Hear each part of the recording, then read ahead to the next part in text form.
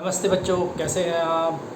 Class 11 physics kinematics का topic हमारा चल रहा है और इसी सीक्वेंस में आज उसका दूसरा लेक्चर है। पहले लेक्चर में हमने बात किया था वहाँ पर इंट्रोडक्शन का और डिस्प्लेसमेंट डिस्टेंस के बारे में। ऑलरेडी बेसिक चीज़ें हैं, हमें पता हैं, बट कुछ एक क्वेश्चंस ऐसे आए थे जो थोड़े से डिफरेंट थे, जो हमने पहली बार वहाँ पर किए थे, जहाँ पर हमने वेक्टर्स वगैरह का यूज़ किया था, क्योंकि डिस्प्लेसमेंट एक वेक्टर क्वांटिटी है। उसी तरह से उसी सीक्वेंस में अपने टॉपिक को आगे बढ़ाते हुए आज हम बात करने वाले हैं स्पीड और वेलोसिटी का। मे बी कि आपको स्पीड और वेलोसिटी के बारे में बहुत सारी इन्फॉर्मेशन है, कहानी बस वही है कि हम एक बार यहाँ पर स्पीड और वेलोसिटी को गो थ्रू कर रहे हैं, देन उसके ऊपर कुछ न्यूमेरिकल कर रहे हैं। तो ये कंसेप्ट जो है वो हमारे दिमाग में बैठेगा और हम इस चैप्टर को 11th क्लास में कनेक्ट कर पाएंगे 9th क्लास में जो हमने पढ़ा था उससे। ठीक है, चलिए तो स्टार्ट करते हैं। कहानी स्टार्ट होगी आज स्पीड से। तो स्पीड का जो बेसिक डेफिनेशन है उसे बताने के पहले, मेरा नाम नीरज गुप्ता और ये है आपका चैनल फिजिक्स फाइल। चलिए बेसिक डेफिनेशन ऑफ स्पीड पर हम आते हैं। तो स्पीड का जो बेसिक डेफिनेशन है हम क्या बोलते हैं? The rate of change of distance with respect to time is called speed. यही बोलते हैं ना, rate of covered distance or length given interval of time is called speed। कुछ भी बोल दो, बचपन से एक फॉर्मूला हम पढ़ते हुए आ रहे हैं। फॉर्मूला क्या है? फॉर्मूला है speed is equals to distance upon time. मतलब इतनी डिस्टेंस इतने टाइम में अगर हम कवर करेंगे देन वो हमारी स्पीड होगी। The rate of change of distance with respect to time, at the rate at which distance covered with respect to time or given interval of time, है ना? So the rate at which distance covered in given interval is called speed. बड़ी tough definition थी बच्चों ये, है ना? चलिए, हाँ, so the rate at which distance covered in given interval is called speed. ये तो हमें पता चल गया कि स्पीड क्या होता है। सर आपने 10 बार बता दी, डेफिनेशन रट गई, अब पहले भी तो रटी हुई थी। हम आगे बढ़ते हैं। देखिए, स्पीड की जब हम बात करते हैं तो स्पीड एक स्केलर क्वांटिटी है। मतलब जब मैं किसी ऑब्जेक्ट की स्पीड बताता हूँ ना, तो मुझे वहाँ उसकी डायरेक्शन बताने की रिक्वायरमेंट नहीं होती। जैसे कोई एक व्हीकल है, कोई एक गाड़ी है, 50 किलोमीटर पर आवर की स्पीड से ट्रैवल कर रहा है। कहाँ जा रहा है हमें क्या करना, उसकी इच्छा हो जहाँ जाए, बट हमें ये पता है कि उसकी व्हीकल की स्पीड जो है वो कितना है, 50 किलोमीटर पर आवर। तो स्पीड का स्पीड हमें पता है, मतलब मैग्नीट्यूड हमें पता है, वैल्यू में पता है, डायरेक्शन की रिक्वायरमेंट नहीं है बस, इसीलिए हम इसे स्केलर क्वांटिटी बोलते हैं। अगर मैं ऐसा यूनिट की बात करता हूँ तो डिस्टेंस की ऐसा यूनिट सभी को पता है मीटर, और टाइम की ऐसा यूनिट होती है सेकेंड। तो यहाँ पर इसकी ऐसा यूनिट जो हो जाएगी वो हो जाएगी मीटर सेकेंड इनवर्स। ठीक है, और अगर मैं इसकी डायमेंशन इक्वेशंस की बात करता हूँ तो ये हो जाएगा m, है ना? m होगा, अरे भैया मास नहीं है, ये मीटर को रिप्रेजेंट कर रहा है। सो m0LT-1 ये डायमेंशन इक्वेशन होगी, जो कि वेलोसिटी की भी होगी। हम आगे वेलोसिटी की बात करेंगे, वहाँ पर भी उसकी डायमेंशन इक्वेशन तो यही होगी, है ना? मैंने आपसे बात भी किया था कि जब भी हम डायमेंशन इक्वेशन को, मतलब हमने जब पढ़ा था तब ठीक था, लेकिन जब किसी न्यूमेरिकल को या जब किसी फिजिकल क्वांटिटी को हम पढ़ेंगे तो वहाँ पर मैं उसकी भी डायमेंशन इक्वेशन आपको निकाल के बताऊंगा। तो सिंपल है, ये हमने पहले भी देखा था, m0LT-1। ठीक है, चलिए आगे बढ़ते हैं। तो हमने देखा यहाँ पर स्पीड का बेसिक डेफिनेशन क्या है। अब हम थोड़ा सा इसके टाइप्स के बारे में बात कर लेते हैं। देखो, स्पीड क्या होती है?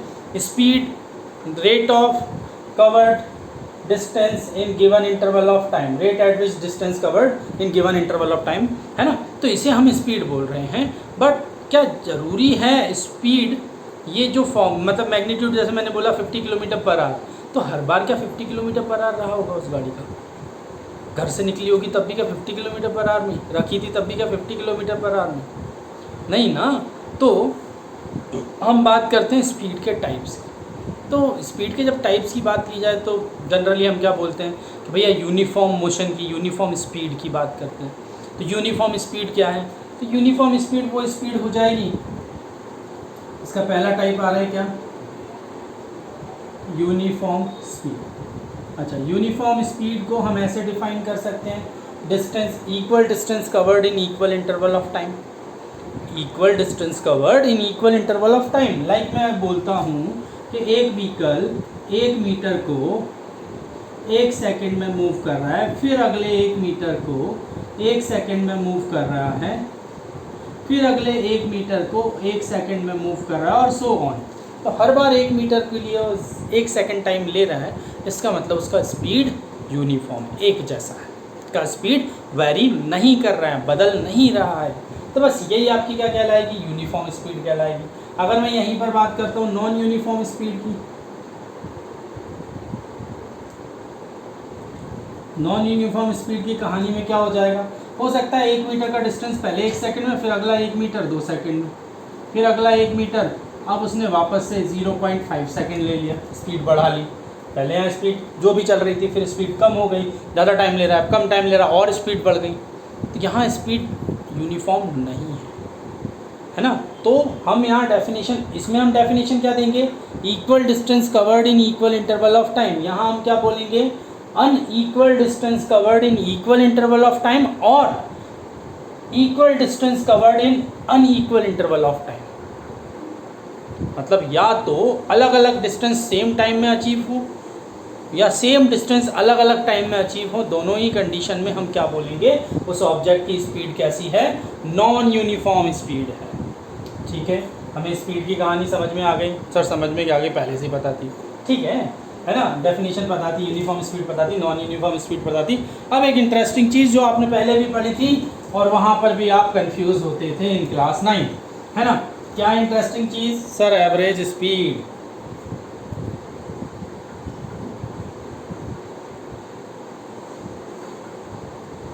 ठीक है, एवरेज स्पीड। अगर मैं एवरेज स्पीड की बात करता हूं तो एवरेज स्पीड को सिंपली डिफाइन किया जाता है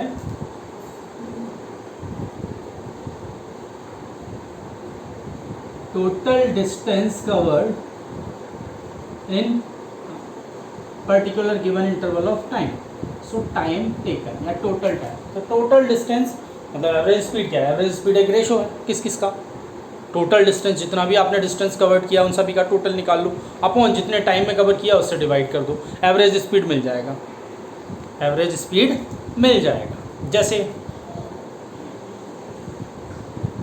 यहाँ से यहाँ तक मैं गया 10 किलोमीटर पर आवर की स्पीड से, यहाँ से यहाँ तक मैं आया 20 किलोमीटर पर आवर की स्पीड से। यहाँ मुझे टाइम लगा, है ना, मतलब इतनी स्पीड से गया, कुछ डिस्टेंस होगी, कुछ टाइम होगा, जो कुछ भी कहानी चल रही हो, मान लो कि 1 आवर लग रहा है, 10 किलोमीटर ही है, मान लो, है ना, 20 किलोमीटर है, 1 आवर लग रहा है। अब यहाँ से यहाँ आया 30 किलोमीटर है, 1 आवर लग रहा है। तो हर बार क्या हो रहा है, हर बार ये हो रहा है कि यहाँ 10 किलोमीटर की डिस्टेंस 1 आवर में, या 20 किलोमीटर की डिस्टेंस 1 आवर में, या 30 किलोमीटर की डिस्टेंस 1 आवर में। अब यहाँ से इस पॉइंट तक मैं पहुँच गया, ये पॉइंट ए था, ये पॉइंट सी है, ये पॉइंट बी है, ये पॉइंट डी मान लो, ठीक है। मैं इस पॉइंट तक पहुँच गया, मुझे बताना भैया मेरी एवरेज स्पीड क्या रही है। तो सिंपल सी कहानी है, मैं क्या करूँगा, जो भी डिस्टेंस रही होगी, जैसे 10, 20, 30, 60 हो गया, divided by time, 1 hour, 60 divided by 3, 20 kilometre per hour average speed हो गई। जबकि ऐसा था नहीं, यहाँ से यहाँ तक मेरी स्पीड थी 10 किलोमीटर, यहाँ से यहाँ तक 20, यहाँ से यहाँ तक 30, है ना। तो 20 रही थी, बट ऑल ओवर पाथ में तो 20 नहीं थी। तो एवरेज स्पीड को हम सिंप्लीफाई तो ऐसे कर देते हैं इस डेफिनेशन से, भैया total distance upon total time taken.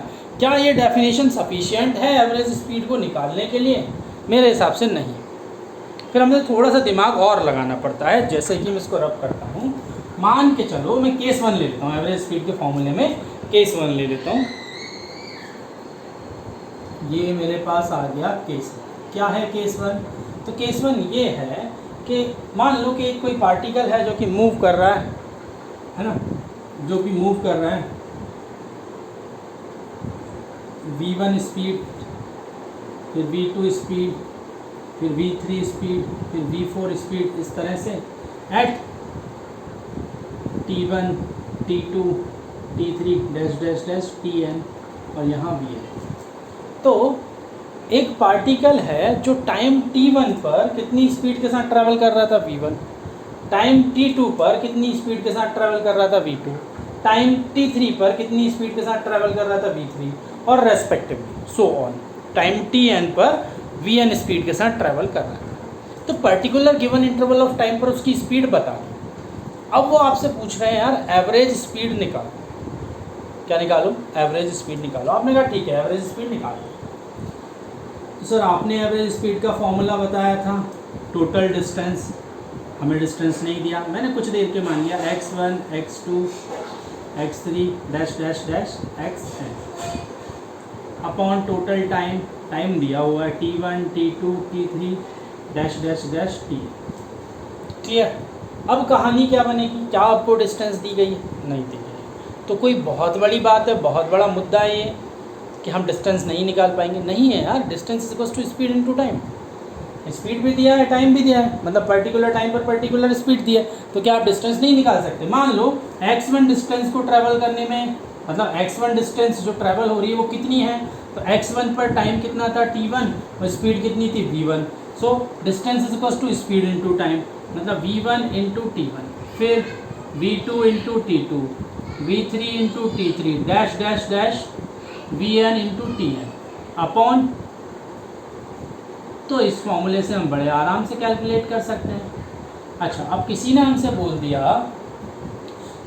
बोल दिया टाइम इंटरवल सेम है, टाइम इंटरवल सेम है, मतलब टी टाइम में v1 स्पीड थी, फिर अगले टी टाइम में v1 स्पीड v2 स्पीड से जा रहा है, अगले टी टाइम में v3 स्पीड से जा रहा है, अगले टी टाइम में v4 स्पीड से जा रहा है। कहने का मतलब मेरा ये है कि अगर इस फॉर्मूले में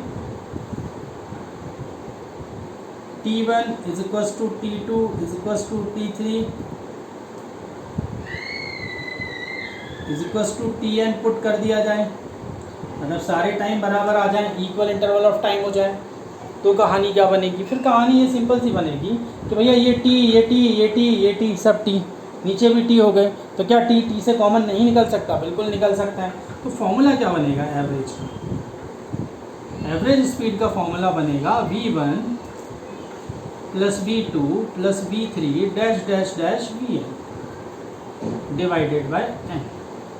तो इसका मतलब अगर टाइम बराबर है, किसी एक पार्टिकल के लिए टाइम बराबर है हर एक इंटरवल, मतलब जब वो x1 डिस्टेंस मूव कर रहा है तो भी उतने ही टाइम में कर रहा है, x2 डिस्टेंस मूव कर रहा है तो भी उतने ही टाइम में कर रहा है, x3 डिस्टेंसेज अलग अलग हैं क्योंकि स्पीड अलग अलग है ना, बट टाइम इंटरवल सेम है। तो टाइम इंटरवल सेम है और अलग अलग स्पीड से, अब वो आपसे बोल रहे हैं कि आप एवरेज स्पीड निकालो। तो आपको क्या करना है? आपको कुछ नहीं करना, आपको इतना बड़ा कैलकुलेशन भी नहीं करना है, आपको तो बस ये याद रखना है कि टाइम इंटरवल अगर सेम है, टाइम इंटरवल अगर सेम है तो आप उन सारी स्पीड का एवरेज निकाल लो, यानी कि मीन वैल्यू निकाल लो, अर्थमेटिक मीन निकाल लो। तो ये क्या हो गया? Arithmetic mean of all speeds, सारी स्पीड्स का अर्थमेटिक मीन, उससे आपको आंसर मिल गया। मतलब सपोज करो कि एक कोई पार्टिकल है जो आधे टाइम, मतलब ए से बी तक जा रहा है और आधे टाइम v1 स्पीड से जा रहा है, v1 स्पीड मान ली 10 किलोमीटर पर आवर, और आधे टाइम 20 किलोमीटर पर आवर की स्पीड से जा रहा है। समझना, एक पार्टिकल पॉइंट ए से पॉइंट बी तक जा रहा है और ये आधे टाइम, आधा टाइम मतलब यहाँ पर जो भी टाइम रहा हो इसके बराबर है, मैं मान लेता हूँ टी टाइम में ये 10 किलोमीटर पर आवर की स्पीड से जा रहा है ना। ये बचे हुए टी टाइम में भी 10 दूसरा वैल्यू ले लेते हैं 30 किलोमीटर पर आवर की स्पीड से जा रहा है। अब आपको इसकी एवरेज स्पीड बतानी है, तो आप क्या करोगे? आप ये करोगे कि आप फॉर्मूला लगाओगे। ठीक है, आपको डिस्टेंस नहीं दिया, फिर आप सर ने बताया था कि distance is equals to speed into time, speed into time, time को कॉमन ले रहे हैं, कैंसिल कर रहे हैं। इतना बड़ा क्यों कर रहे हो? जब टाइम बराबर है, टाइम स्लॉट बराबर है दोनों जगह इंटरवल में, तो आप ये फॉर्मूला लिखो ना, v1 plus v2 divided by 2। आपको तो अर्थमेटिक मीन निकालना है, दो वैल्यू हैं, दो स्पीड है, तो v1 plus v2 divided by 2, 3 होती v1 plus v3 plus v2 divided by 3। Clear है? तो ये कहानी बन सकती है। ये तो हो गया हमारे पास कौन सा केस, ये हो गया हमारे पास पहला केस। अब हम दूसरे केस की बात करें। मान लो वही पार्टिकल इतनी स्पीड से x1 x2 x3 और xn, मतलब कहने का मेरा ये है कि इस बार टाइम का कोई कॉलम नहीं दिया, टाइम भूल जाओ, इस बार डिस्टेंस की बात कर रहे हैं। मतलब वो ये बोल रहे हैं कि एक पार्टिकल x1 डिस्टेंस को v1 स्पीड के साथ ट्रैवल कर रहा है, x2 डिस्टेंस को v2 स्पीड के साथ ट्रैवल कर रहा है, x3 डिस्टेंस को v3 स्पीड के साथ ट्रैवल कर रहा है, और सो ऑन xn डिस्टेंस को vn स्पीड के साथ ट्रैवल कर रहा है। अब आपको बताना है कि उसकी एवरेज स्पीड क्या होगी। फॉर्मूला वही आप लिखोगे, सर ने बताया था total distance upon total time. चलो यहाँ पर डिस्टेंस तो दी है, बहुत अच्छी बात, पर टाइम नहीं दिया। तो टाइम नहीं दिया फिर हम क्या करेंगे, हमें डिस्टेंस दिया है बट टाइम नहीं दिया है, तो हम चलेंगे उसी तरह से कि भैया v average is equals to x1 x2 x3 xn। अच्छा, टाइम का भी वही फॉर्मूला, जैसे हमने distance is equals to speed into time लिखा था, इस बार time is equals to distance upon speed लिख देंगे। गलत तो नहीं बोल रहा formula, time is equals to distance upon speed. ठीक है, डिस्टेंस कितना, x1 के लिए स्पीड कितना v1, x2 के लिए स्पीड कितना v2, x3 के लिए स्पीड कितना v3 dash dash dash, xn के लिए स्पीड कितना v। तो ये फॉर्मूला मिल गया, इससे हम निकाल सकते हैं हमारी एवरेज स्पीड का फॉर्मूला। अब यहाँ पर भी वही कहानी आ जाएगी कि भैया x1 is equals to x2 is equals to x3, जैसे पिछली बार टाइम बराबर हुआ था, इस बार डिस्टेंसेस बराबर हो गई, स्लॉट बराबर हो गए। पिछली बार टाइम स्लॉट बराबर थे, इस बार डिस्टेंस स्पेस स्लॉट बराबर हो गए। तो उस सिचुएशन में क्या होगा कि इन सभी को हम सेम नंबर मानेंगे, मतलब ऊपर से x कॉमन आ रहा है, यहाँ से x कॉमन आ रहा है, सॉल्व करके देख लेते हैं, है ना? ऐसी कोई कहानी बनेगी। v एवरेज, ये सब x x x n time तक ऐड हो गए तो nx हो गए, अपॉन नीचे सब में से x कॉमन आ जाएगा, अंदर क्या बचेगा 1 upon v1 1 upon v2 dash dash dash 1 upon vn। x से x कैंसिल हो गया, तो v average n upon this number.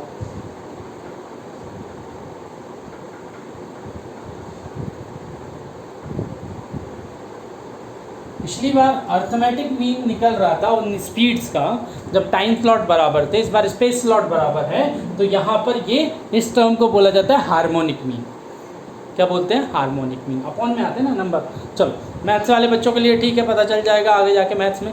Bio वाले बच्चे टेंशन नहीं लें। जैसे मान के चलो कि मेरे पास दो स्पीड होती है, मतलब कोई आपसे बोलता कि एक पार्टिकल पॉइंट ए से जा रहा है पॉइंट बी तक, और आधी डिस्टेंस को, है ना, आधी डिस्टेंस को उसने वही 20 किलोमीटर पर आवर की स्पीड से अचीव किया, और बची हुई आधी को उसने 40 किलोमीटर पर आवर की स्पीड से अचीव किया। अब आपको आंसर निकालना है, तो आप क्या करोगे, आप इस फॉर्मूले को ध्यान रखोगे, हार्मोनिक मीन। ये लिख लिया, नोट डाउन किया, रख कर दो, है ना। चलिए, सो आप क्या करोगे कि v average is equal to n का वैल्यू कितना है 2 लिख दिया, अपॉन 1 अपॉन 20। अच्छा, यहाँ थोड़ा सा ध्यान देना, 1 upon v1 plus 1 upon v2। मैं पूरी वैल्यू लिख नहीं रहा हूँ, सिर्फ आपको समझाना। एलसीएम लिया आपने, v1 v2 नीचे आएगा ऊपर पहुँच जाएगा, तो डायरेक्ट ऐसा लिखूँ मैं। जब आपके पास ये क्वांटिटी आएगी तो आप डायरेक्ट ये फॉर्मूला लगा सकते हो। अगर दो चीज़ें, तीन चीज़ें हैं तो फिर आपको एलसीएम लेना पड़ेगा, है ना। 4 है तो फिर एलसीएम लेना पड़ेगा, 5 है तो फिर एलसीएम लेना पड़ेगा। सोचने वाली बात है कि अगर मेरे पास दो स्पीड हैं अलग अलग, तो क्या मैं डायरेक्टली ये फॉर्मूला लगा सकता हूँ? बिल्कुल लगा सकता हूँ। एलसीएम लेता तो भी कहानी वही बनती, क्या कि 20 40 अपॉन 20 प्लस 40, यह हो गया 60। 2 इंटू 20 इंटू 40 अपॉन 60, 23 ज़ा। अब कुछ कैंसिल हो रहा है? नहीं। 80 अपॉन 3 डिवाइड कर दो, आंसर आ जाएगा, तो एवरेज स्पीड मिल जाएगी। तो मैं सिर्फ इतना बताना चाह रहा था कि अगर टाइम स्लॉट बराबर हैं तो अर्थमेटिक मीन, और अगर स्पेस स्लॉट बराबर हैं दो अलग अलग स्पीड के लिए तो हार्मोनिक मीन लगा देते हैं। फॉर्मूला दोनों के लिए मैंने आपको डिस्कस कर दिया। तो ये एवरेज स्पीड की बात हो गई। ये चीज़ अगर हम दिमाग में रखेंगे तो कभी भी कोई प्रॉब्लम सामने नहीं आएगी। ठीक है, चलिए अब थोड़ा सा और आगे बढ़ते हैं। अब स्पीड में हम लास्ट और देख लेते हैं इंस्टेंटेनियस स्पीड। इंस्टेंटेनियस स्पीड नाम से ही क्लियर है और पढ़ा भी हो आप पहले 9th क्लास में, है ना, कि इंस्टेंटेनियस स्पीड क्या होती है। इंस्टेंटेनियस स्पीड होती है पर्टिकुलर किसी इंस्टेंट पर उस पार्टिकल या ऑब्जेक्ट की स्पीड को इंस्टेंटेनियस स्पीड बोल रहे हैं। जैसे कि हम गाड़ी पर जा रहे हैं, हमें नहीं पता, हम बहुत स्पीड में गाड़ी चला रहे हैं, हाईवे है, अच्छी खासी स्पीड में गाड़ी चल रही है, अचानक से मुझे ध्यान आया कि देखूं तो सही मेरी गाड़ी की स्पीड क्या है। मैंने नीचे स्पीडोमीटर की तरफ ध्यान दिया, पता चला कि भैया 120 किलोमीटर पर आवर की स्पीड से गाड़ी चल रही है। तो उस पर्टिकुलर इंस्टेंट की स्पीड कितनी है? 120 किलोमीटर पर आवर। क्या पूरे रास्ते वो स्पीड रही? नहीं, वो तो सिर्फ उस पर्टिकुलर इंस्टेंट की स्पीड थी। अचानक से क्राउड आया, मैंने स्पीड कम की, सिग्नल आया, मैंने गाड़ी रोकी भी, स्पीड ज़ीरो हुई, है ना। तो पर्टिकुलर इंस्टेंट की जो स्पीड होती है उसे हम इंस्टेंटेनियस स्पीड बोलते हैं। अब जैसे कि मैंने लिखा यहाँ पर एवरेज स्पीड का formula del S upon del T. अच्छा, डेल एस मतलब क्या? डेल एस मतलब आपने कितना डिस्टेंस मूव किया, वो सभी डिस्टेंस का सम upon given interval of time, है ना। अब सुनिएगा ध्यान से, मुझे अगर इंस्टेंटेनियस स्पीड निकालनी है, पर्टिकुलर उस टाइम की स्पीड निकालनी है, तो मैं क्या करूँगा, इस टाइम अभी तो ये होल मतलब पाथ की होल टाइम के लिए हमने निकाला था स्पीड, एवरेज स्पीड था, तो पूरे टाइम के लिए निकला था। अब पर्टिकुलर इंस्टेंट के लिए निकाल रहा हूँ, मतलब टाइम का जो वैल्यू बहुत स्मॉल हो गया, तो क्या मैं इसको ऐसे लिख सकता हूँ, limit del T tends to 0। तो ये वाली टर्म को हम ऐसे भी डिनोट करते हैं। बहुत छोटी क्वांटिटी आ जाती है, बहुत छोटी, पर्टिकुलर बहुत छोटे टाइम के लिए हम देख रहे हैं कि स्पीड कितनी है, तो उस टाइम के लिए जब हम स्पीड की बात कर रहे हैं तो इसे मैंने लिख दिया D S upon D T. D S upon D T को क्या फीलिंग आया देखकर? ये तो डिफरेंशिएशन है सर। हाँ, डिफरेंशिएशन है डिस्प्लेसमेंट का। Rate of change of distance upon time is called speed, यही तो डेफिनेशन था। तो वही तो हो रहा है, अगर डिस्टेंस का कोई फंक्शन आपको दिया है टाइम के रेस्पेक्ट में, मतलब डिस्टेंस एक फंक्शन है किसका? टाइम का, और वो आपसे वेलोसिटी निकलवा रहे हैं, आप टाइम के रेस्पेक्ट में उसको क्या कर दो? डिफरेंशिएट कर दो, आपके पास वेलोसिटी निकल जाए। तो ध्यान रखें ये फॉर्मूले को, अभी हम एक आध क्वेश्चन कर भी लेंगे इनसे रिलेटेड, जहाँ पर हम कैलकुलेट करेंगे स्पीड। ठीक है, तो हमने यहाँ पर सारी बातें कर ली स्पीड से रिलेटेड। अब हम बात करते हैं वेलोसिटी। ये वेलोसिटी की टर्म में क्या कहानी आने वाली है। ठीक है, चलिए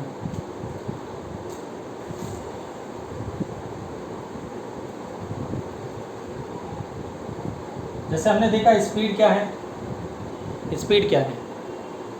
हाँ, सो स्पीड क्या है? स्पीड है स्केलर क्वांटिटी। क्या है वो हमें पता है, कैसी क्वांटिटी है? Scalar quantity. तो बस स्पीड का जो मैग्नीट्यूड होगा उसके साथ डायरेक्शन और घुसेड़ दो, जोड़ दो, है ना, तो क्या मिल जाएगा आपको? Vector quantity. तो जब भी हम मैग्नीट्यूड के साथ साथ डायरेक्शन जोड़ देते हैं तो वेक्टर क्वांटिटी मिलती है। Velocity is a vector quantity. मतलब अगर मैं बोलूँगा कि किसी एक पार्टिकल का वैल्यू दिया है 50 किलोमीटर पर आवर, तो ये उसका स्पीड है, डायरेक्शन नहीं बताया। लेकिन मैंने अब बोला 50 kilometre per our towards north, तो अब ये उसका वेलोसिटी हो गया, क्योंकि ये डायरेक्शन को रिप्रेजेंट कर रहा है कि भैया वो नॉर्थ की तरफ जा रहा है। अगर वापस लौटा तो उसकी वेलोसिटी नेगेटिव हो जाएगी। वेक्टर क्वांटिटी है, फॉरवर्ड पॉजिटिव ले रहे हैं, अब बैकवर्ड नेगेटिव हो जाएगी। तो अगर एवरेज का कहानी किया तो बदल जाएगा। समझ रहे हो मेरी कहानी, मैं क्या बोल रहा हूँ? तो वेलोसिटी को हम सिंपली बोल सकते हैं the rate of change of position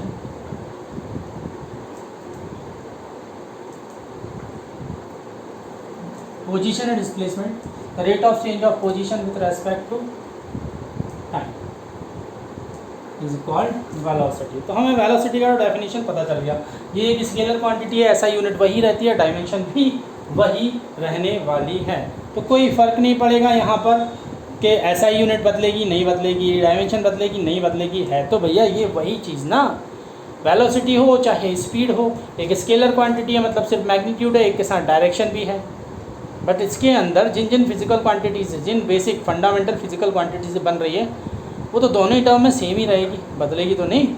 चलिए नेक्स्ट आते हैं, हमने वेलोसिटी की तो बात की, यहाँ पर भी देखो अब ओरली मैं आपको बता देता हूँ। यूनिफॉर्म वेलोसिटी, नहीं इसको ओरली मत लिखो, उसको लिखिए, है ना। यूनिफॉर्म वेलोसिटी, अच्छा जैसे स्पीड में हमने बोला था uniform speed means what, equal distance covered in equal interval of time. यहाँ मत बोल देना, गलत हो जाओ। किसी भी वेलोसिटी को यूनिफॉर्म वेलोसिटी हम उस सिचुएशन के अंदर बोलते हैं जब उसका magnitude as well as direction दोनों ही सेम रहे। मतलब एक ऑब्जेक्ट है जो मूव कर रहा है किसी स्पीड 5 मीटर पर सेकंड के साथ, है ना। एक ऑब्जेक्ट 5 मीटर पर सेकंड के साथ मूव कर रहा है, उसका मैग्नीट्यूड हो गया कांस्टेंट, बट वो सर्कुलर पाथ में मूव कर रहा है। अब सर्कल में हर एक पॉइंट की डायरेक्शन अलग होती है, हर एक पॉइंट पर वेलोसिटी की डायरेक्शन अलग होती है। तो मैग्नीट्यूड तो सेम था लेकिन डायरेक्शन बदल गया। फिर से, मैग्नीट्यूड तो सेम था लेकिन डायरेक्शन बदल गया, जिसकी वजह से क्या मैं इसे यूनिफॉर्म वेलोसिटी बोल सकता हूँ? नहीं। यूनिफॉर्म स्पीड तो बोल सकते हो, वेलोसिटी नहीं बोल सकते, क्योंकि डायरेक्शन तो बदल रही है, डायरेक्शन तो बदल रही है हर पॉइंट पर, कांस्टेंट तो नहीं है। मान के चलो अब ऐसा कोई पार्टिकल है आपके पास जिसकी डायरेक्शन भी नहीं बदल रही है और वो एक ही मैग्नीट्यूड के साथ ट्रैवल कर रहा है। जैसे कि कोई एक पार्टिकल एक स्ट्रेट लाइन में ट्रैवल कर रहा है, सीधी लाइन में ट्रैवल कर रहा है विथ कांस्टेंट स्पीड, वापस नहीं आ रहा अपने बात को, मतलब रिवर्स नहीं हो रहा है, बस ये ध्यान रखना फॉरवर्ड डायरेक्शन में ट्रैवल करते जा रहा है एक ही स्पीड के साथ, तो उसकी वेलोसिटी कैसी रहेगी? यूनिफॉर्म। क्यों? क्योंकि मैग्नीट्यूड तो कांस्टेंट है, बदल नहीं रहा है, डायरेक्शन भी नहीं बदल रही, उसी में। हाँ वो पलट गया तो अभी वेलोसिटी यूनिफॉर्म नहीं। ठीक है, यहाँ पर भी इसी स्पीड से अगर वो जा रहा है, रुक गया, फिर पलट गया, तो डायरेक्शन बदल गई, स्पीड भी बदल गई, रुका, जीरो हो। ठीक है, तो कहानी समझ में। यूनिफॉर्म वेलोसिटी की क्या क्या कि मैग्नीट्यूड प्लस डायरेक्शन, ये दोनों कांस्टेंट होने चाहिए, तब उसे हम यूनिफॉर्म वेलोसिटी बोलते हैं। ठीक है, अब नॉन यूनिफॉर्म में तो समझ में आ ही गया होगा। नॉन यूनिफॉर्म वेलोसिटी कब बोलेंगे किसी भी वेलोसिटी को? Non uniform velocity. ठीक है, नॉन यूनिफॉर्म वेलोसिटी कब बोलेंगे किसी भी वेलोसिटी को? तो नॉन यूनिफॉर्म वेलोसिटी किसी भी वेलोसिटी को हम उस सिचुएशन में बोलते हैं कि या तो मैग्नीट्यूड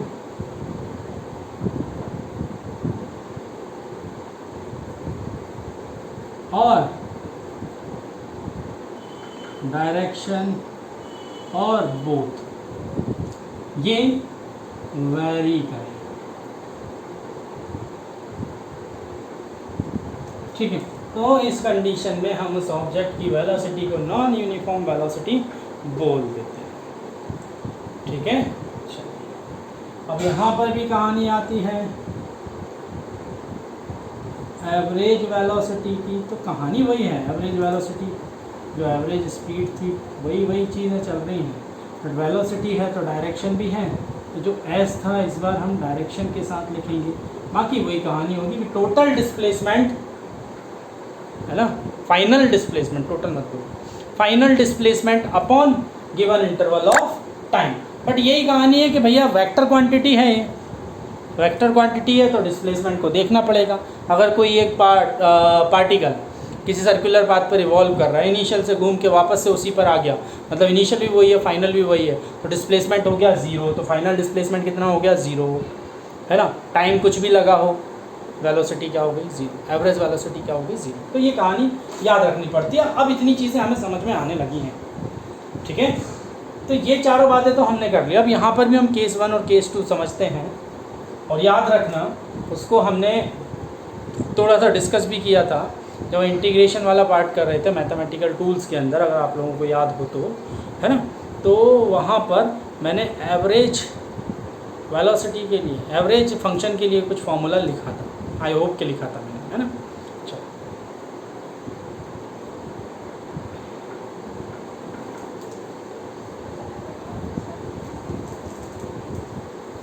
कहानी ये है कि मान के चलो कि वेलोसिटी एक फंक्शन है टाइम डिपेंडेंट, है ना।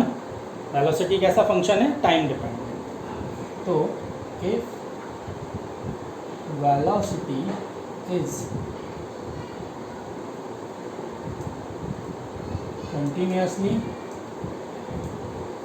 change with time, है ना। if velocity is continuously change with time, it means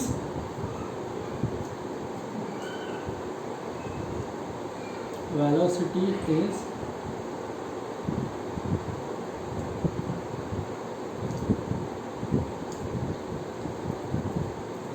अब अगर वेलोसिटी टाइम डिपेंडेंट फंक्शन है और मुझे एवरेज वेलोसिटी निकालने के लिए बोल दिया है और टाइम डिपेंडेंट फंक्शन है तो सॉरी हाँ, तो यहाँ पर हम जो एवरेज वेलोसिटी के लिए फॉर्मूला लिखेंगे वो ये लिखेंगे। हाँ, अगर कहीं लिमिट दी जाएगी तो लिमिट भी लगा, ठीक है। अगर मुझे एवरेज वेलोसिटी निकालना है और वेलोसिटी की इक्वेशन आ गई, मान लो v is equals to 2t² + 5, ऐसा कोई एक इक्वेशन आ गया और मुझे वो पूछ रहे हैं कि भैया 0 to 5 सेकंड के बीच में वेलोसिटी, एवरेज वेलोसिटी निकाल के बता दो। ठीक है, निकाल देंगे, ठीक है निकाल देंगे। 0 to 5 v क्या आ जाएगा, वो जो इक्वेशन दी हुई है हमारे पास, कितना जो भी दिया हो, मैंने एक इक्वेशन ले लिया 5t² + 2, वो पुट कर दिया, इंटीग्रेशन कर दिया, नीचे इंटीग्रेशन कर दिया, सॉल्व कर दिया, एवरेज वेलोसिटी आ गया। अच्छा, अब दूसरा केस एवरेज वेलोसिटी के, बहुत इंपॉर्टेंट पॉइंट है भैया, ध्यान रखना ही है ना। इफ वेलोसिटी, या डायरेक्टली लिख दूं, that is velocity is space यानी कि डिस्टेंस डिपेंडेंट फंक्शन। अगर वेलोसिटी स्पेस डिपेंडेंट फंक्शन है यानी कि डिस्टेंस डिपेंडेंट फंक्शन है, वेलोसिटी डिपेंड कर रही है डिस्टेंस के ऊपर, तो कुछ नहीं, यहाँ पर टाइम डिपेंडेंट थी, टाइम के रेस्पेक्ट में इंटीग्रेशन हो रहा था। अभी डिस्टेंस डिपेंडेंट है तो डिस्टेंस के रेस्पेक्ट में इंटीग्रेशन हो जाएगा, s for distance, v ds/ds। भैया ये दो केस याद रखें, एवरेज वेलोसिटी के लिए, एवरेज स्पीड की बात मैंने ऑलरेडी कर ली है ना। तो यहाँ पर ये चीज़ आपको बताएगी कि कैसे कहानी निकाली जाएगी एवरेज वेलोसिटी। अच्छा, इंस्टेंटेनियस वेलोसिटी का भी वही फॉर्मूला रहेगा जो मैंने वहाँ पर लिखा था कि v इज इक्वल्स टू है ना। और यहाँ पर क्या आ जाएगा, dr/, क्योंकि r क्या है, डायरेक्शन के ऊपर डिपेंड कर रहा है, डिस्प्लेसमेंट है ना। तो सेम है, इंस्टेंटेनियस पर्टिकुलर इंस्टेंट की जो वेलोसिटी होगी उसे हम इंस्टेंटेनियस वेलोसिटी बोलेंगे। अच्छा, इंस्टेंटेनियस वेलोसिटी की डायरेक्शन जो होगी वो कहाँ होगी, किस डायरेक्शन में होगी, चेंज इन पोजीशन, जहाँ पोजीशन चेंज हो रही है जिस डायरेक्शन में, उस डायरेक्शन में इंस्टेंटेनियस वेलोसिटी की डायरेक्शन हो जाएगी। अगर कोई कर्व आपको दिया है और उस कर्व पे पूछ रहे हैं कि इंस्टेंटेनियस वेलोसिटी की डायरेक्शन बताओ, तो उस कर्व पर पर्टिकुलर पॉइंट पर टेंजेंट ड्रॉ कर देना, उस टेंजेंट की डायरेक्शन में आपके पास इंस्टेंटेनियस वेलोसिटी की डायरेक्शन मिल जाएगी। ठीक है, चलो, तो हमने एवरेज वेलोसिटी निकालना सीखा, किस तरह से हम एवरेज वेलोसिटी निकालते हैं। अब हम कुछ क्वेश्चन देख लेते हैं और फिर कहानी को आगे बढ़ाते हैं, ठीक है। देखो, हमने ये तो देख लिया, अभी हमने दो क्वेश्चन की बात की थी, अरिथमेटिक मीन और हार्मोनिक मीन वाले केस की, है ना। वही कुछ क्वेश्चन आ रहे हैं मेरे पास।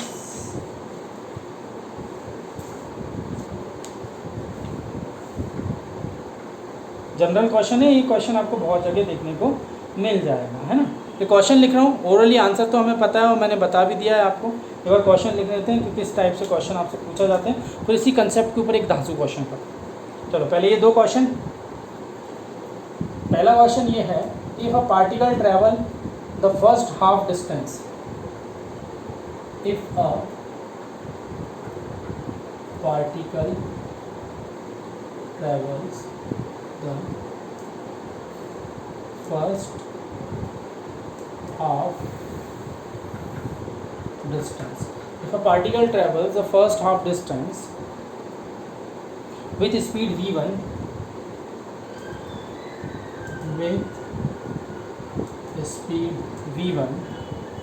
and second half distance with speed v2 and second half distance with speed v2. Find its average speed during the journey. Average speed आपको निकालनी है, सभी बता सकते हो। देखो, if a particle travels the first half और सेकेंड हाफ, मतलब आधा डिस्टेंस इधर आधा डिस्टेंस उधर, आधा डिस्टेंस v1 वेलोसिटी से सॉरी स्पीड से, आधा डिस्टेंस v2 स्पीड से। सबको पता है जब डिस्टेंस आधा आधा होता है तो हार्मोनिक मीन होता है। तो डायरेक्टली फॉर्मूला अगर हमें याद है तो हम क्या लिख देंगे कि भैया 2v1 v2 upon v1 plus v2। अब किसी बेचारे बच्चे को याद नहीं है डायरेक्ट फॉर्मूला, तो फिर वो ये फॉर्मूला लगा लो, कोई बड़ी बात थोड़ी, तो कंफ्यूज नहीं होना है। V average is equals to x1 plus x2 total distance upon total time t1 plus t2। कहानी ये है कि दोनों डिस्टेंस सेम है तो x और x लिख दूँ, 2x हो गया। दोनों डिस्टेंस सेम है, दोनों को मैंने x मान लिया। अभी अपॉन टाइम, टाइम दिया नहीं है, time is equals to distance upon speed. पहले वाली डिस्टेंस x और स्पीड v1, दूसरी वाली डिस्टेंस x और speed v2। So V average 2x, x common लिया यहाँ से और एलसीएम भी ले लिया, v2 plus v1 upon v1 v2। x से x कैंसिल, लास्ट वाली टर्म ऊपर पहुँच गई, वही फॉर्मूला आ गया जो लिखा है ऊपर। क्लियर, गलत तो नहीं हूँ मैं? समझ में आ गई बात, कहानी आ रही है समझ में? ठीक है, तो वही चीज़ तो लिखी हुई है भैया जो हमने अभी कुछ देर पहले देखी थी, तो याद हो जाना चाहिए, रट जाना चाहिए ये फॉर्मूला। चलो दूसरा क्वेश्चन है, if a particle travel with speed v1, if a particle travel with speed v1 during first half time interval. मैं इसको लिख दूँ, if a particle travel first half time interval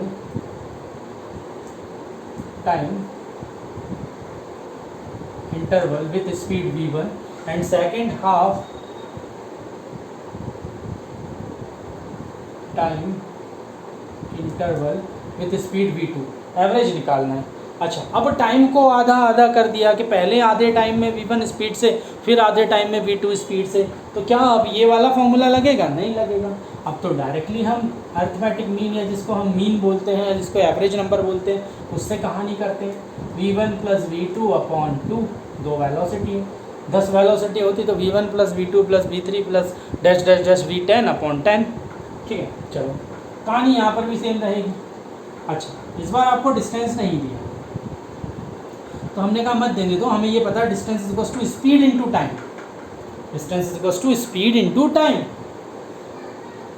speed ये, टाइम बराबर है दोनों का, स्पीड ये, टाइम बराबर है दोनों का, अपॉन टाइम दोनों का बराबर है 2t।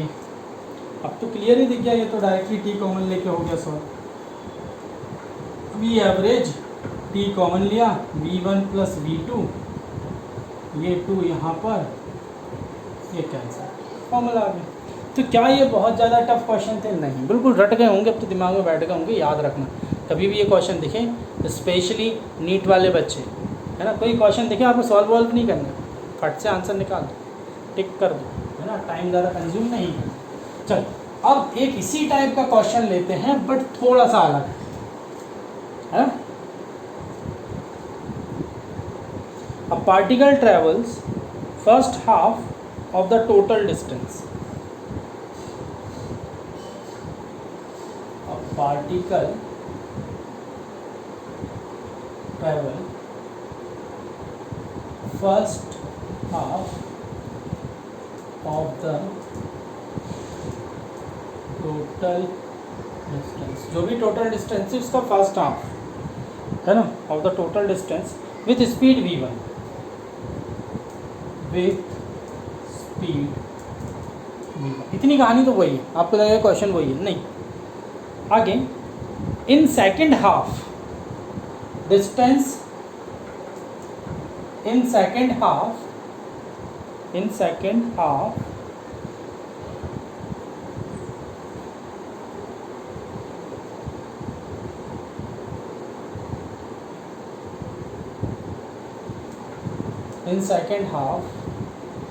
distances constant speed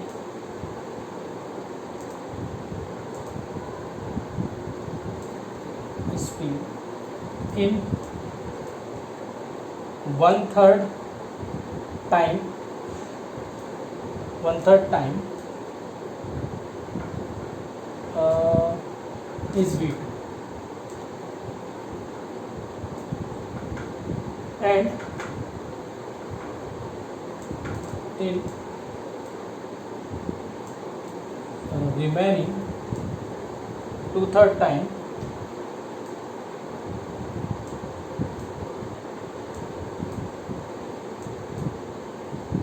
with speed is v3। Question आया समझ में? अरे सर क्वेश्चन ही नहीं आया समझ में, स्टेटमेंट थोड़ा सा इन्होंने आगे पीछे लिख दिया है बुक में, है ना? चलो कोई बात नहीं, क्वेश्चन अच्छा है लिखो। क्या बोल रही है? A particle travel first half of the distance, first half of the total distance with speed v1। एक पार्टिकल है जो मान लो यहाँ से यहाँ तक ट्रैवलिंग करेगा, बट उसका जो पहला हाफ है वो पहला हाफ, फर्स्ट हाफ, आधा पार्ट है, आधे पार्ट को मैंने x मान लिया, ठीक है, आधे पार्ट को मैंने x मान लिया, और किस स्पीड से वो ट्रैवल कर रहा है? v1 स्पीड से यहाँ ट्रैवल कर रहा है। मैंने कहा ठीक है चलो। अब आधे पार्ट के बाद अब ध्यान देना, in second half distances constant speed in one third time is v1, ठीक है। In second half with constant speed, और वो कांस्टेंट स्पीड कितनी है? v2 in one third time, है ना, इन वन थर्ड टाइम। समझना मेरी बात को, मैं क्या बोलना चाह रहा हूँ कि जो सेकेंड हाफ है उसमें, उस पूरे हाफ, सेकेंड हाफ के वन थर्ड टाइम में, ये वन थर्ड टाइम हो गया। मैंने मान लिया सेकेंड हाफ का पूरा टाइम कितना है? t, मैंने मान लिया। अगर ये t है तो वन थर्ड मतलब क्या हो जाएगा? t/3 टाइम में किस स्पीड से मूव करता है? ये v2 स्पीड से। नेक्स्ट, फिर वो बोल रहे हैं कि टू थर्ड टाइम में, अब जो बचा हुआ टू थर्ड टाइम है उसमें किस स्पीड से ट्रैवल कर रहा है? v3। आपका एवरेज स्पीड बतानी है, ये तो बन गया डायग्राम। आपको क्या बतानी है? एवरेज स्पीड बतानी है। हमने कहा ठीक है बताते हैं, कोई ज़्यादा बड़ी बात नहीं है। देखो, एवरेज स्पीड बताने के लिए टोटल डिस्टेंस x और x, हमने कहा ठीक है, अपॉन टोटल टाइम, मतलब यहाँ से यहाँ तक का टाइम प्लस यहाँ से यहाँ तक का टाइम। गलत तो नहीं है ना? मैंने ऐसा बना लिया, एक फॉर्मूला है, उसमें 3 पार्ट है मानता हूँ, लेकिन वो फर्स्ट हाफ वाले पार्ट का यूज़ किया मैंने। आधा डिस्टेंस इतने टाइम में और आधा डिस्टेंस मैंने मान लिया TBC टाइम। अब वो टाइम हमारे पास नहीं है, निकालते हैं। देखो समझो, फॉर्मूला क्या होता है? Distance is equals to speed into time. मान के चलो मुझे यहाँ से यहाँ तक का डिस्टेंस निकालना है, मान के चलो यहाँ से यहाँ तक। अच्छा, यहाँ से यहाँ तक का डिस्टेंस कितना होगा? अगर यहाँ को मैंने x माना है तो ये वाला भी x होगा। अब ये वाला डिस्टेंस किससे मिलकर बन रहा होगा? ये वाला डिस्टेंस मिलकर बन रहा होगा CD और DB से। गलत हूँ मैं क्या? नहीं। अच्छा, डिस्टेंस इज इक्वल्स टू, ऊपर फॉर्मूला लिखा है स्पीड इनटू टाइम, तो CD का स्पीड कितना है? v2, और टाइम कितना है? t/3। समझ में आई कहानी? BD का स्पीड कितना है? v3, टाइम कितना है? 2t/3। क्लियर? क्या मैं यहाँ से टाइम निकाल सकता हूँ? ये वाला टाइम निकलेगा ना, इस पूरे टाइम को मैंने t माना था, यहाँ से यहाँ तक के टाइम को क्या माना था? t। अब यहाँ से यहाँ तक के टाइम को मैंने t माना था, ये t/3 है, 2t/3। मैं t की वैल्यू निकाल लेता हूँ। कैसे निकाल लेता हूँ? एलसीएम कितना आ गया? 3 इधर आ जाएगा, ये 3x, ठीक है। और क्या? t कॉमन आ गया यहाँ से, टी का वैल्यू आ गया 3x upon v2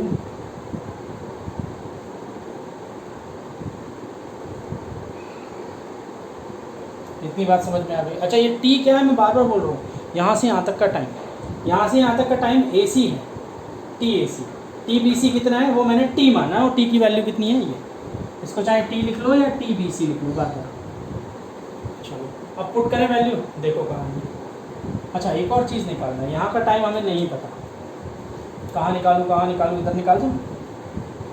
T AC time is equals to distance upon speed, यहाँ की डिस्टेंस x और स्पीड v1। अब ठीक है, so v average is equals to 2x upon T AC कितना आया मेरे पास, x upon v1। T BC कितना है मेरे पास, ये बड़ी सी term 3x upon v2 plus 2v। Clear, v average x common निकल के कैंसिल हो जाएगा, कर दिया कैंसिल, ये मान लो। नीचे वाली टर्म का एलसीएम ले लिया तो v1 v2 plus 2v3 cross multiplication, x common निकल गया है ना, सो v2 प्लस 2v3 और ये 3v1। अच्छा लास्ट वाली टर्म कहाँ आती है ऊपर, so v average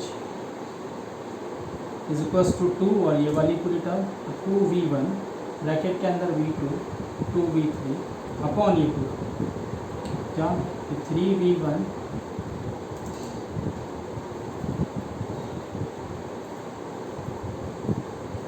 I hope board नीचे तक आपको दिख रहा है ना? ठीक है चलो, है ना। तो क्वेश्चन समझ में आई बात क्या चल रही थी, तो उन्होंने आधे डिस्टेंस के लिए स्पीड बताया और बाकी आधे डिस्टेंस के लिए टाइम का खेल कर दिया, टाइम के दो हिस्से ले लिए और उससे रिलेटेड हमें एक क्वेश्चन दे दिया जो कि हमने यहाँ पर solve.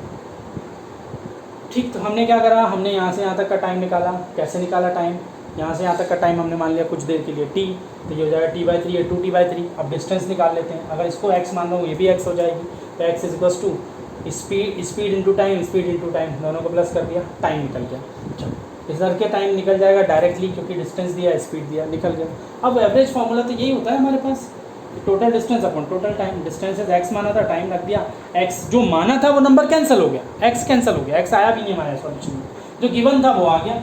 v1 v2 v3 given है, देखो यहाँ पर सारी चीज़ें आई हैं v1 v2 v3 के साथ। क्लियर, चलिए आगे बढ़े, हम नेक्स्ट क्वेश्चन पे आए।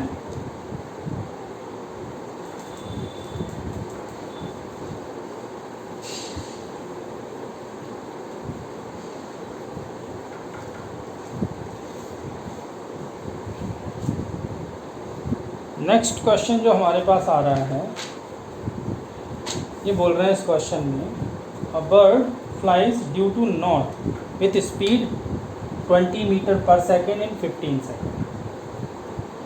इन north 20 metre per second in 15 second, है ना। स्पीड 20 मीटर पर सेकेंड है और 15 सेकेंड में कहीं तक वो पहुंच रहे हैं, फॉर 15 सेकेंड, ठीक है। आगे की कहानी, इट रेस्ट फॉर 5 सेकेंड, फिर रेस्ट किया उसने कितने टाइम के लिए, 5 सेकेंड के लिए। उसके बाद एंड देन फ्लाइज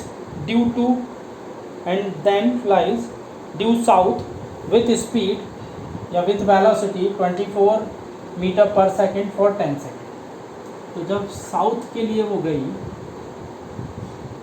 तो speed 24 metre per second for 10 second, ठीक है।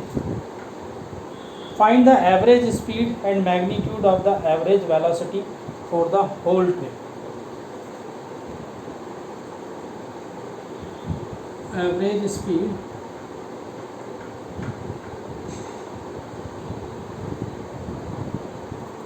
एवरेज वेलोसिटी का मैग्नीट्यूड, ये दो चीज़ें आपको निकालनी है ना। कहानी यही कर लेते हैं, देखो ये नॉर्थ ये साउथ, ईस्ट वेस्ट की बात नहीं हो रही है ना, ईस्ट वेस्ट लिखने की ज़रूरत नहीं है, बात ही नहीं हो रही है। अच्छा इसको x एक्सिस मान लिया, इसको y मान लिया, y में ये पॉजिटिव आई, सॉरी पॉजिटिव j और ये नेगेटिव j, क्योंकि वेलोसिटी की भी बात होगी है ना, इसलिए डायरेक्शन की कहानी चल रही है। अच्छा, उन्होंने एवरेज स्पीड पूछा है, v एवरेज, और v एवरेज में टोटल डिस्टेंस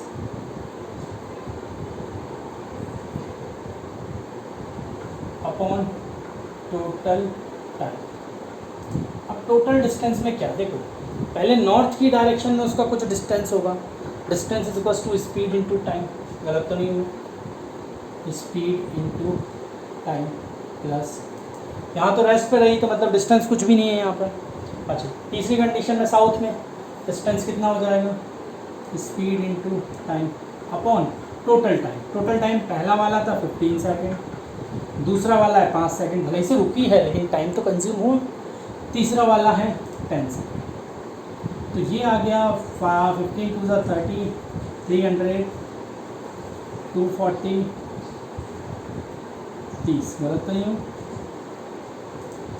0, 4, 5, 3, 1 और 18 metre per second average speed आ गई उस बर्ड की, एवरेज स्पीड आई है ना।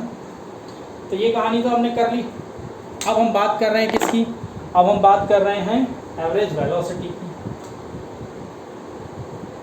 तो अगर मैं एवरेज वेलोसिटी की बात करता हूँ तो फाइनल डिस्प्लेसमेंट वर्ड यूज़ करते हैं हम यहाँ पर, है ना, final displacement upon total time.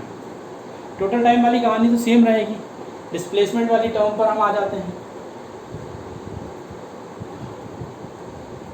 अच्छा, पहले पॉजिटिव आई मतलब नॉर्थ की तरफ, जे सॉरी आई नहीं जे, है ना, पहले नॉर्थ की तरफ जा रही है पॉजिटिव जे मतलब कितना जे,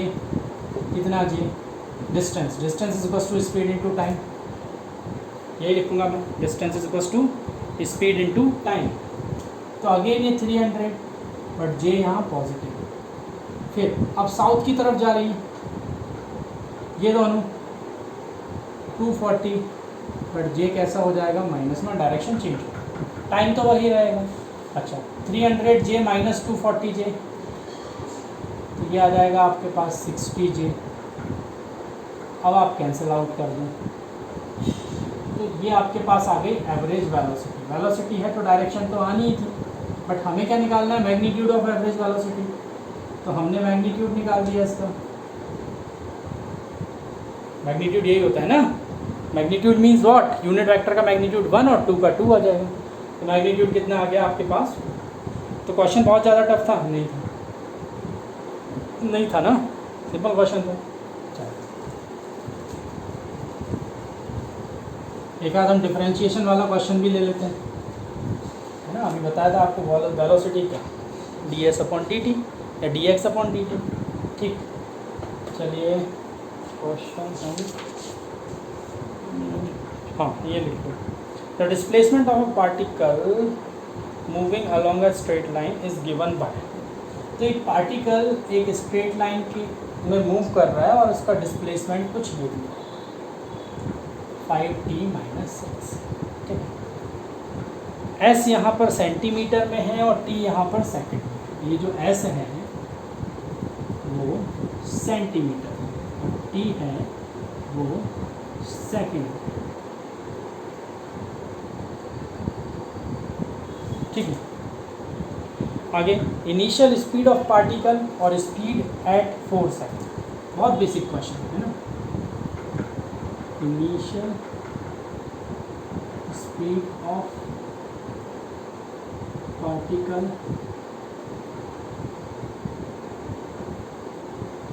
स्पीड एट 4 सेकंड, ये कहानी हमें करनी है। चलो अच्छा, यहाँ डिस्टेंस दिया है, स्पीड पूछ रहे हैं, इनिशियल स्पीड पूछ रहे हैं या एट 4 सेकेंड पूछ रहे हैं। तो ये कौन सी स्पीड होती है, सोचें थोड़ा सा। इनिशियल मतलब टाइम 0 था तो पर्टिकुलर उस टाइम की स्पीड पूछी जब 0 था टाइम। 4 सेकेंड पर्टिकुलर 4 सेकेंड की स्पीड पूछी, जैसे इंस्टेंटेनियस स्पीड बोल रहे थे अगर आपको याद आ रहा हो तो। And we know that the instantaneous speed is ds upon dt, मतलब differentiation of the displacement equation जो भी आपके पास दी जाती है ना। अब अगर मैं यहाँ पर डिफरेंशिएशन करता हूँ, so now 4t square plus 5t minus 6 and the differentiation of 4t square is, जो पावर है वो आगे मल्टीप्लाई हो जाएगा। सो 4 इंटू 2 8 और पावर -1। पता है सभी को डिफरेंशिएशन ऑलरेडी हमने किया हुआ है, आप देख सकते हैं मैथमेटिकल टूल्स जो डिफरेंशिएशन वाला पार्ट था वहाँ जाकर, है ना। टी का डिफरेंशिएशन 1 हो जाएगा तो कांस्टेंट बचेगा, सिर्फ कांस्टेंट का डिफरेंशिएशन 0 हो जाएगा। तो ये तो आ गया हमारे पास वेलोसिटी का टाइम की टर्म में इक्वेशन। अब कहानी उन्होंने दो की है, एक तो इनिशियल, हमें पता है इनिशियली टाइम 0 होता है, तो यहाँ पर 8 इंटू 0 प्लस 5, तो इनिशियल वेलोसिटी 5 सेंटीमीटर पर सेकेंड। 4 सेकेंड पर वेलोसिटी बतानी है, 8 into 4 plus 32 plus 5, I hope ये चीज़ समझ में आई होगी ना, क्योंकि हमसे यहाँ पर इंस्टेंटेनियस स्पीड पूछ रहे हैं, इंस्टेंटेनियस स्पीड पूछ रहे हैं, तो हमने भी बता दिया भैया, देर नहीं की। ठीक है, क्लियर हो रही है बात। चलो एक क्वेश्चन और लेते हैं।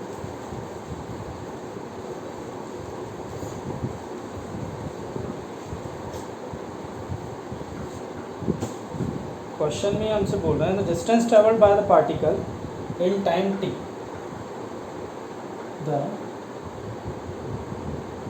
distance traveled by the particle in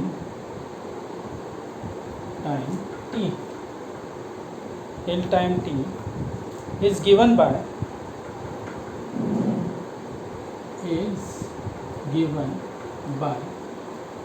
s is equals to 2.5 t square मीटर। ये डिस्टेंस दिया है, find average speed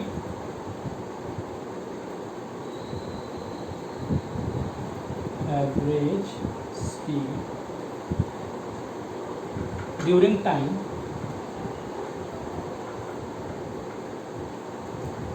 average speed during time 0 to 5 second.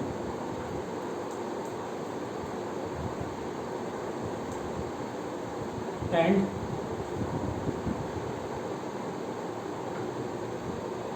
the instantaneous speed at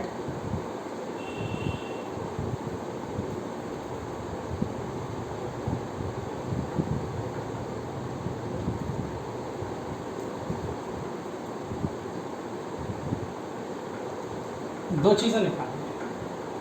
आपको डिस्प्लेसमेंट की इक्वेशन दिया है, मतलब displacement is the function of time. ठीक है, एवरेज स्पीड निकालनी है 0 से 5 सेकंड के बीच की, और आपको निकालनी है, ठीक है, 0 से 5 सेकंड के बीच में एवरेज स्पीड, और उसके बाद करनी है ये का। अच्छा, कहानी ये है कि जो एस है, मतलब डिस्प्लेसमेंट है, वो टाइम डिपेंडेंट फंक्शन है। टाइम बढ़ता जाएगा, स्पीड बढ़ती जाएगी, टाइम बढ़ता जाएगा, स्पीड बढ़ती जाएगी। तो एवरेज स्पीड निकालने का फॉर्मूला टाइम के एस्पेक्ट में जो बताया था कि आपको 0 से 5 सेकंड के बीच का निकालना है ना, तो आप क्या करो, 0 के लिए निकाल दो, 5 के लिए निकाल दो, एवरेज निकाल दो।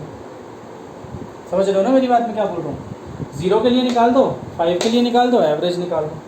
अच्छा, इंस्टेंटेनियस हमें पता है कि डायरेक्ट हम 5 के लिए निकाल, ठीक, देखते हैं। देखो, मुझे अगर एवरेज निकालना है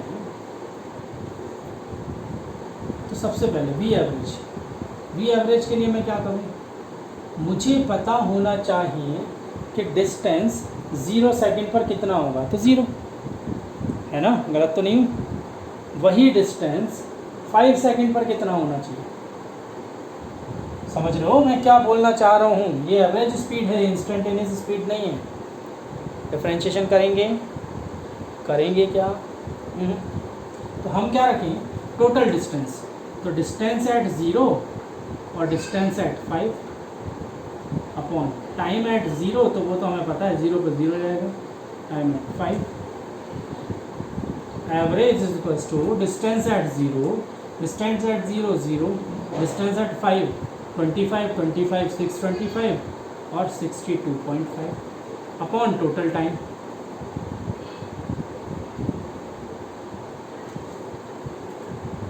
क्लियर? तो यहाँ पर ही हमारे पास कितना निकल गया, 5 1 जा 5, ठीक है, 1 कैरी आ गया, 5 2 जा 10, 5 5 जा 20। तो ध्यान रखें ये इंस्टेंटेनियस नहीं निकल पाया था, एवरेज निकल पाया था, है ना। अब मैं इसका डिफरेंशिएशन पूछ कर लूँ क्योंकि दूसरी चीज़ में कुछ और भी निकलवाने हो मेरे से।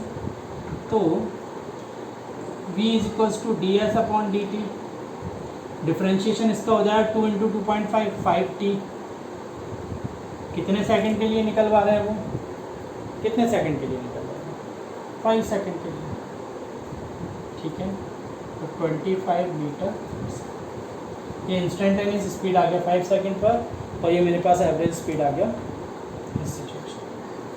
क्लियर?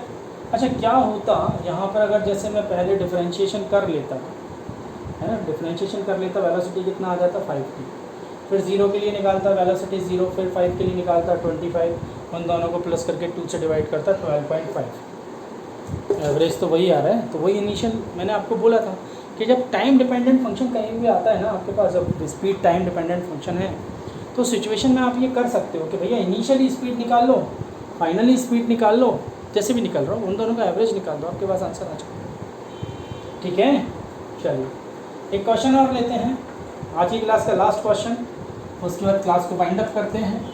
फिर अगली क्लास में मिलते हैं एक्सेलरेशन वाले टॉपिक के साथ, है ना, एक्सेलरेशन वाले टॉपिक के साथ। अगेन एक्सेलरेशन वाले टॉपिक में हम पहले तो वही चीज़ से स्टार्ट करेंगे जो ऑलरेडी आपने पढ़ा हुआ है, बट अब यहाँ से थोड़ा सा पिक मिल जाएगा नई चीज़ को, है ना, हम पिकअप करेंगे नई चीज़ के ऊपर। तो ऑलरेडी जो पुरानी चीज़ थी वो आ रही है, पिछले लेक्चर में ही मैक्सिमम आई थी, इस लेक्चर में मैक्सिमम आई, न्यूमेरिकल थोड़े से चेंज हो रहे हैं, कंसेप्ट थ्योरी वाला तो वही चल रहा है। ठीक है, चलिए लास्ट क्वेश्चन लेते हैं। तो एक पार्टिकल है जो एक पॉइंट से दूसरे पॉइंट पर जा रहा है एंड लाइट चलने लगा, दूसरा पेन उठा लूँगा। तो एक पार्टिकल यहाँ से यहाँ जा रहा है, बट उसका पाथ ये है ना, पाथ उसका कैसा है, सर्कुलर है। इस सर्कल की रेडियस हमें 1 मीटर दे दी, ठीक, इस सर्कल की रेडियस हमें कितनी दे दी, 1 मीटर दे दी, और ये पार्टिकल ए से बी तक पहुंचने के लिए 1 सेकंड ले रहा है। कितना टाइम ले रहा है, 1 सेकंड। हमने कहा ठीक है, टाइम हमें दे दिया ए टू बी के लिए, है ना, और हमारे पास रेडियस इसका दे दिया। अब वो हमसे दो चीज़ पूछ रहे हैं, क्या क्या, आप एवरेज वेलोसिटी बता दो, एवरेज वेलोसिटी बता दो, और डिस्टेंस और स्पीड बता दो, दो चीज़ें, है ना। इसका क्या बता दो, एवरेज वेलोसिटी और स्पीड। तो हम पहले वेलोसिटी की बात करें।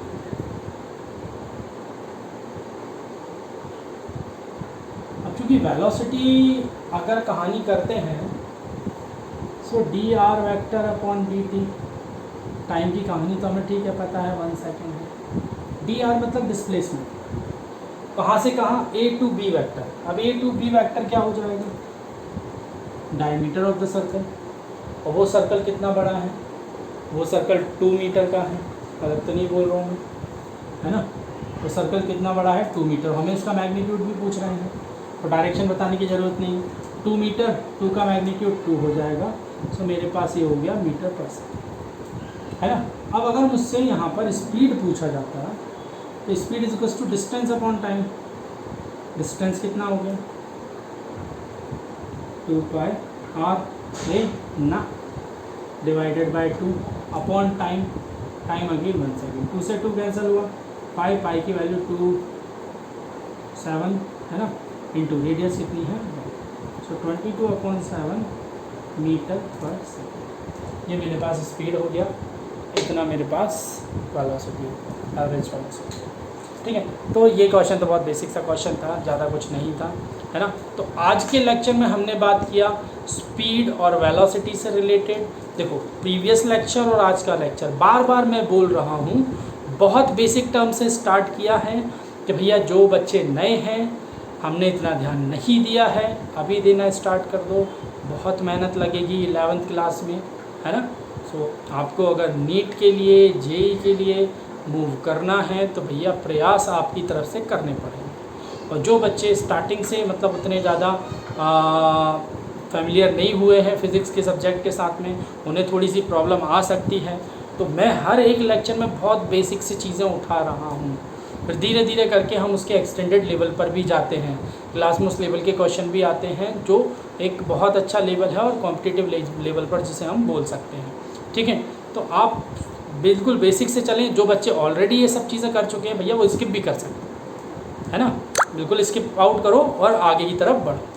तो आज का लेक्चर मैं यहीं ख़त्म करता हूँ। नेक्स्ट लेक्चर में हम मिलते हैं विद एक्सेलरेशन और कुछ नए कंसेप्ट के साथ। Have a nice day and thank you.